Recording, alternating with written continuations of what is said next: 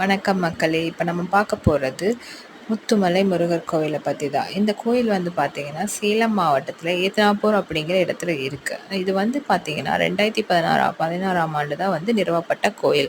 நம்மளோட முருகரோட 6 படை வீடிலிருந்து எடுத்துட்டு வந்த மண்ண வச்சு தான் இது சிறப்பாக உருவாக்கப்பட்ட கோயில் தான் இந்த முத்துமலை முருகர் கோயில்.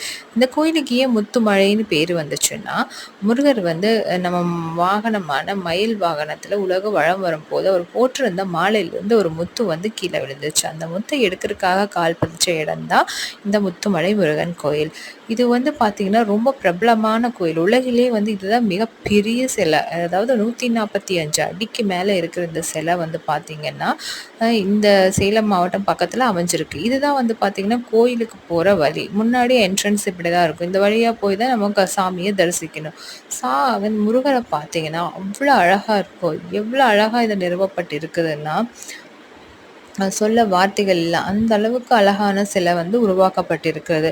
இந்த வழியா போய் சாமிய பார்த்ததுக்கப்புறம், நம்மளுக்கு வந்து சாமியோட பாதத்த நம்ம தொட்டு கும்பிடணும்னா, அதுக்கு தனியான வழி அமைக்கப்பட்டிருக்குது. நம்ம அந்த வழியா போய் சாமியோட பாதத்த வந்து தொட்டு பார்த்து, அங்க பாருங்க சாமியோட பாதம் இதுதான். இதுக்கான தனி வழி இருக்கு. இது அமௌண்ட் பே பண்ணி தனியா போய் இந்த சாமியோட பாதத்த நம்ம தொட்டு வணங்கிக்கலாம். இது வந்து பார்த்தீங்கன்னா, சாமிய கும்பிட்டதுக்கப்புறம் உள்ள இருக்கிற முருகன்